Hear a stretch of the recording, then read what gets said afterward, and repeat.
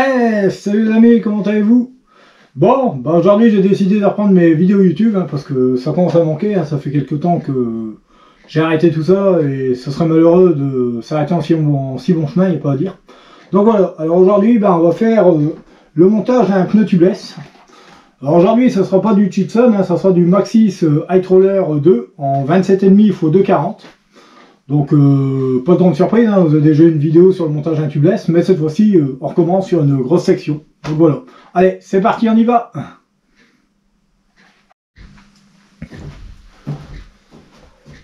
Donc allez les amis, on y va. Donc première chose comme d'hab, déballage, voilà. Donc Cody Colson, hop, ça, on s'en fout. Alors c'est un peu mieux foutu chez Maxxis parce que pour déballer ça, ça va un peu mieux. Hop, voilà. Tout de suite, ça va beaucoup mieux. Voilà. Impeccable. Bon, comme tout pneu tubeless souple, vous connaissez la procédure, comme dans la première vidéo, je me répète, vous avez des parties planes, donc il faut reformer le pneu pour que ça devienne vraiment rond. Voilà, donc comme j'avais expliqué, vous mettez vos mains à l'intérieur et vous appuyez, voilà. Voilà, on y va, on fait bien le tour. Hop. On n'hésite pas à appuyer un peu sur les côtés aussi, voilà, pour bien l'arrondir dans tous les sens, c'est le cas de le dire. Même si la particularité des Hytroller chez Maxxis, c'est qu'ils ont une section assez carrée, j'oserais dire, par rapport au Vittoria ou au Titson, où c'est plutôt un peu bombé, on va dire. Mais ceux-là, c'est un profil un peu plus carré, donc plus plat, on va dire. Et voilà. D'ailleurs, je trouve qu'ils sont un peu plus rigides. Et ils tiennent mieux en forme, vous voyez, ça part pas comme j'avais fait sur la première vidéo, ce qui est plutôt pas mal. Alors là, c'est le modèle Hytroller 2 27 x 2,40. C'est du 3C en résistance. Je vais pas revenir sur le sujet de l'histoire du nombre de plis, le nombre de... je sais plus comment ça s'appelle. Enfin bref, la carcasse en elle-même, il y a du 66 TPI, c'est ça, TPI.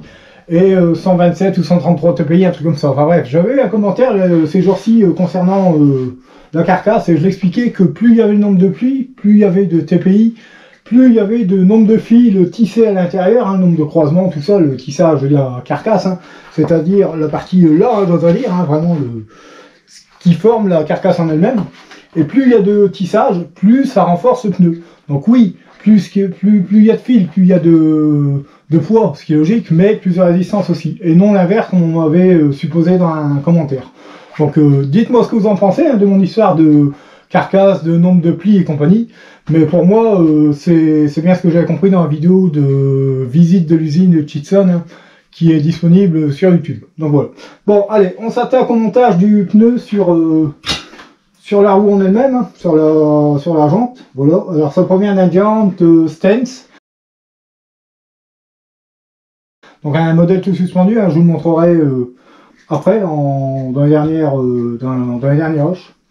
Donc voilà un peu. Allez, on s'attaque au montage en lui-même. Donc voilà, prêt à monter le pneu. Mais attention, n'oubliez pas, un pneu ça a un sens. Donc selon les modèles, soit il y a une flèche, soit il y a des écritures qui le spécifient. Alors sur le Maxxis, c'est peut-être pas de ce sens-là, c'est peut-être dans l'autre. Si c'est pas d'un côté, c'est de l'autre. Voilà, rotation. Voilà. Peut-être que vous n'allez pas voir vraiment, je sais pas. Je sais pas si vous allez bien voir, mais en tout cas, il y a une écriture rotation. Donc la flèche elle est par là. Donc il faut faire attention au sens de rotation. Parce que selon motricité, voilà, selon ce que vous voulez en motricité, il vaudrait mieux mettre son pneu du bon sens, c'est quand même mieux. Donc voilà, donc souvent un dérailleur, c'est de ce côté-là. Donc côté droite pour moi, gauche pour vous, voilà. Et le sens de rotation, il est donc par là. Donc voilà, une fois que vous avez trouvé votre sens de rotation, il n'y a rien de compliqué. Bon, je vais le faire exceptionnellement comme je peux, parce que c'est toujours aussi marrant à faire un pneu en vidéo pour vous montrer comment bien le poser, c'est pas toujours évident. Donc voilà, donc vous venez emboîter le milieu, j'oserais dire, toujours pareil. Vous mettez qu'un seul flanc du pneu dans la jante et vous venez, comme d'habitude, avec vos pouces, le mettre. Voilà. Hop. Je peux pas vous dire mieux. Voilà, normalement, si tout va bien, s'il n'est pas trop rigide, ça doit y aller. Voilà, faut pas hésiter à forcer un peu. Voilà, lié. Voilà. Voilà, vous montez que la moitié du pneu. Voilà, c'est ça que je veux dire. Alors maintenant, pour ce qui est de... Vu que c'est un tubeless, à l'intérieur on y met un produit, un liquide préventif qui empêche en cas d'épine ou de déchirure de colmater la fuite. Voilà.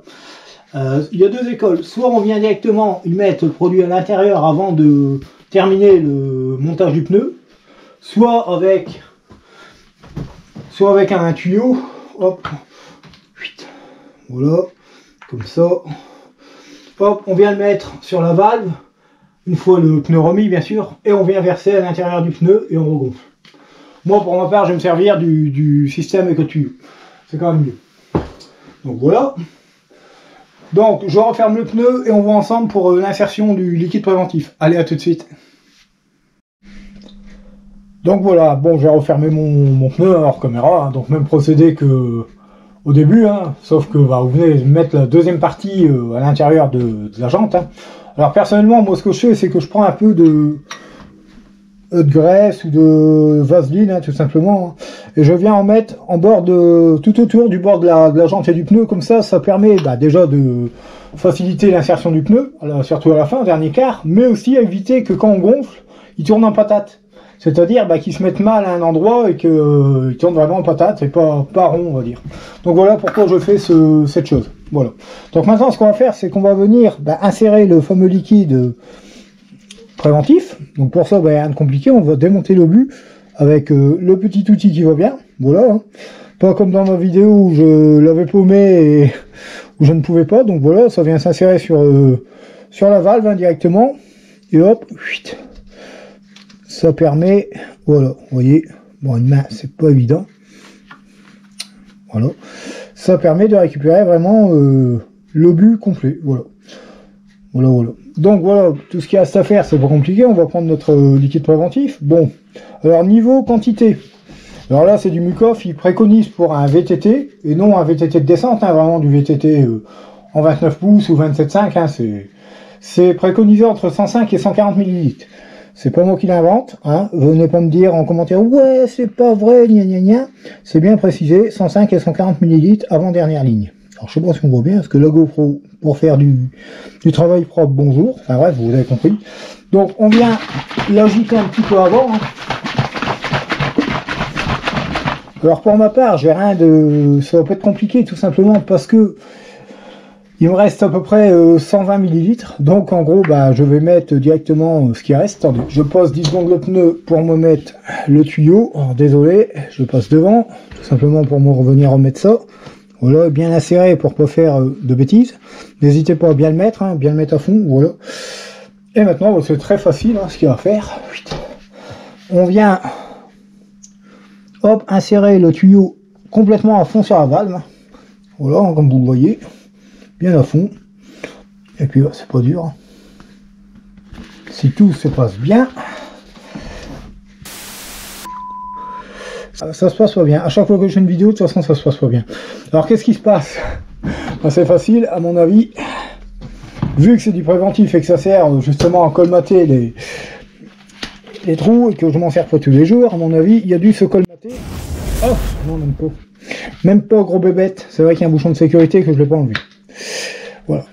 Hop, voilà. Bref, donc sans le bouchon, c'est beaucoup mieux, voilà. Chaque coup, il m'arrive un petit truc en vidéo, sinon ce serait pas mes vidéos. On croit que je le fais exprès, mais non, pas du tout. Donc, comme je le disais, on recommence. Et hop, voilà, c'est beaucoup mieux. Et là, je vais pas chercher, j'ai juste versé le contenu complet parce que c'est mon fond de bidon. Donc, voilà. Donc voilà, comme je vous l'ai dit, c'était le fond de la bouteille, donc je l'ai complètement écrasé, il n'y a pas à dire, on voit bien que je l'ai complètement écrasé, parce que voilà. Donc une fois que c'est terminé, vous renlevez ça, vous pouvez le mettre de côté, on s'en fout. Alors maintenant, il y a pareil, deux écoles. Soit vous remettez tout de suite l'obus, vous faites tourner votre roue et vous regonflez. Soit vous faites tourner un petit peu la roue avant, vous laissez l'obus tel quel sans, enfin la valve, sans l'obus et vous regonflez. Moi perso, je préfère toujours regonfler sans l'obus dessus, tout simplement parce que ça laisse plus d'air passer. Pour claquer le pneu, c'est beaucoup mieux. Donc allez, on regarde ça ensemble en gonflant le pneu. Donc voilà les amis, maintenant ce qu'on va faire, c'est qu'on va prendre sa roue, hein, tout simplement. Et on va venir la faire tourner un petit peu. Même si l'obus n'y est pas, hein, le liquide va rester dedans, il ne va pas se sauver. Et on n'hésite pas à faire tourner sa roue et la faire tourner dans tous les sens. Donc voilà les amis, hein, rien d'extraordinaire, hein, gonflage. Bon, j'ai pris mon ancienne pompe parce que là j'ai que celle-là, hein, j'ai pas me justifier, mais j'ai que celle-là sous la main pour faire le gonflage. Donc on vient y mettre sa pompe, hein, rien d'extraordinaire. Et là si tout se passe bien, je dis bien si tout se passe bien, hein, c'est pas toujours le cas, ça doit gonfler. Allez on y va. Sauf que des fois, comme vous l'entendez, ça se passe pas toujours du premier coup nickel. Voilà, c'est parti. C'est cela, oui. C'est parti, mais ça gonfle pas.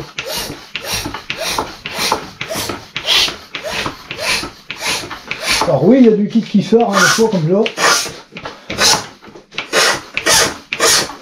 Alors c'est pas toujours évident de faire claquer un tubeless, hein, comme vous le voyez. Il y a plusieurs méthodes, il y a plusieurs écoles, voilà. Alors des fois on croit que ouais, en vidéo ça a l'air facile. Sauf qu'ici vous êtes en vidéo avec Stevie Le Ced. Et je suis pas là pour mentir. Donc vous le voyez, comme quoi des fois c'est la catastrophe. Des fois, croyez pas. Faut arrêter de croire qu'en voyant des vidéos sur YouTube, ouais c'est facile de faire du tubeless. Non. Croyez-moi, il y a certains pneus des fois. Ça y est, il est parti, c'est bon. Vous voyez, des fois, il ne faut pas grand chose, il faut juste jouer avec. Voilà, c'est bon. Hop. Ça va couler un peu par-ci par-là, vous gonflez à 3. Voilà, c'est cap, ça, c'est bon ça. Alors, on gonfle à 3 barres et demi, on n'hésite pas. On se fait bien les bras. Voilà, 3 barres et demi, on est bien. On vérifie, on écoute. Là, ça m'a l'air bon. Alors, c'est tout dégueulasse, hein, on s'en fout. Hop, voilà. Vous voyez hein, les dégâts que ça fait. Mais c'est pas grave, on va essuyer. On va essuyer ça au plus vite parce que voilà, si on laisse ça, après ça colle et après pour avoir ça, bah bonjour. Voilà. Hop, impeccable. Je passe un petit coup de jet d'eau après s'il faut. Voilà, j'en vais le faire plus. Et maintenant, on n'hésite pas, on n'a pas peur, on enlève la valve. Alors, de préférence, mettez la valve vers le haut, parce que sinon avec la pression, ça va tout faire remonter. Et ça va faire un bin, c'est pas possible. Allez, c'est parti.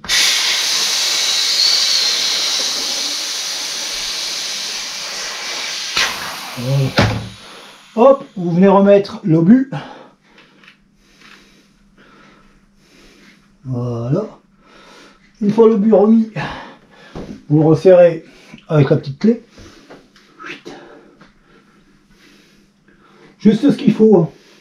Pas besoin de serrer ça comme je ne sais quoi quand il veut bien revenir. Voilà. Et maintenant, on va recommencer l'opération. Vous ouvrez votre valve, hein, normal, au niveau d'obus. Hein. Et c'est une Presto. Et on va recommencer. Et là, généralement, ça va tout seul puisqu'il est déjà plaqué. Moi perso, je vais mettre 2 barres et demie, un petit peu de trop exprès, juste pour voir s'il se maintient niveau pression. Bon, je vais même mettre 3 barres exprès, je redégonflerai après. Allez. Voilà. Voilà. Vous resserrez bien votre obus. Et normalement, si l'opération est bien faite, ça doit tenir. Donc voilà. Donc on se retrouve d'ici 20 minutes, on va dire. Le temps que je renettoie un coup le pneu, que j'enlève un peu mon bin, je vous dis ce qu'il en est. Allez, à tout de suite. Regardez ici. Mais qu'est-ce que tu fais là, toi? Il y a une poule qui s'est barrée du poulailler. Donc j'ai essayé de la rattraper et aller la remettre. C'était pas prévu, mais voilà. Bon allez, je m'occupe de ça. Bon alors, c'était pas prévu hein, l'histoire des poules. D'ailleurs, vous le voyez, hein, j'ai commencé à nettoyer mon pneu, j'ai dû couper à l'improviste. Donc voilà, les poules, c'est là où je loue mon local. Hein. C'est pas moi, c'est pas les miennes, mais voilà. C'est bon, j'ai réussi à les remettre parce qu'en fait il y en avait deux qui s'étaient barrés. Donc voilà. Donc j'en étais à rinçage du pneu. Allez. Donc voilà, une fois que vous avez tout monté, souvent comme je disais, il y a un peu de liquide préventif qui gicle. Donc faut éviter, hop, rincer un coup son pneu, un bon coup, là je le lave en même temps, ça nettoie la roue. Voilà.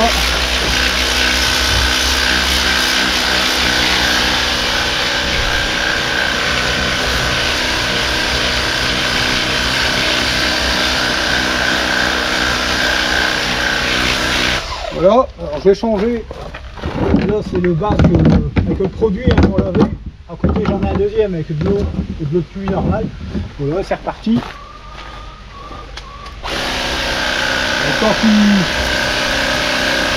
tu aspires l'eau normale, hein. Voilà. Et en train de désamorcer, c'est normal. Voilà, ça y est, ça rince. Ça y est, c'est bien. Voilà, vous voyez.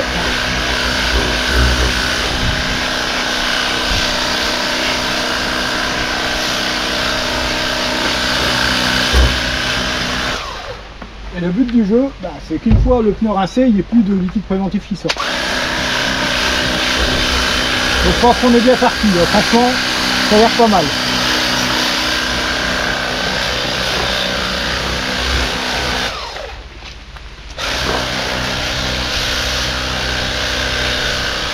Voilà. Hop.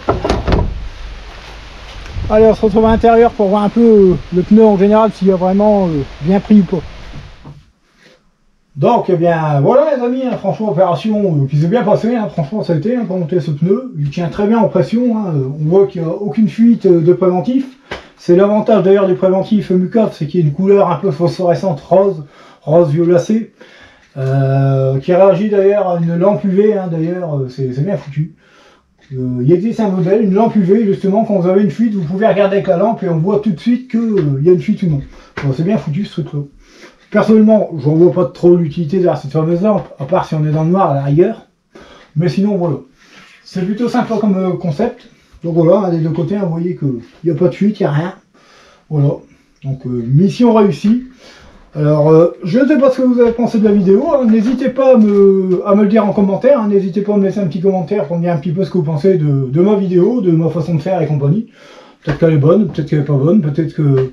Il y en a qui ne s'appellera pas, donc n'hésitez pas à laisser un petit commentaire hein, en dessous de la vidéo pour que je puisse savoir et m'améliorer aussi, hein, quelque part, hein, parce que bon, j'ai encore beaucoup à apprendre, hein, même si du tubeless, bon, c'est une opération assez courante. Mais encore ce matin, j'ai eu des choses que je n'avais jamais faites. Hein. J'ai coupé un tube de sel en carbone de forme ovale, voilà. C'était vraiment un beau petit vélo, je ne pourrais même pas vous dire la marque parce que c'était pas une marque ordinaire. Peut-être que c'est un vélo de route connu, mais moi personnellement, j'avais jamais vu la marque. Vraiment en forme ovale, donc voilà. Je l'ai jamais fait, j'ai tenté le coup. Là où d'autres magasins refusent ce type d'opération, ce qui a été le cas, moi je l'ai fait et ça s'est très bien passé. Donc voilà, il y a toujours à apprendre et il y a toujours moyen d'évoluer. Donc voilà, dites-moi un petit peu si cette vidéo vous a plu, s'il y a des choses à ajouter ou autre, n'hésitez pas en commentaire. N'hésitez pas à liker, à mettre même si vous voulez, si vous êtes client, des avis Google. Hein. N'hésitez pas à aller sur ma page StileOC de mettre un avis Google, hein, sur ma fiche Google, il n'y a pas de souci à ça, au contraire. Et voilà. Donc si vous voulez d'autres vidéos de ce genre, que je continue mes vidéos, n'hésitez pas à le dire. J'en serais ravi. Sur ce, je vous dis à très bientôt pour une prochaine vidéo. Et je vous laisse avec quelques images du VTT remonté. Allez, salut les amis, grand merci pour le visionnage, à bientôt.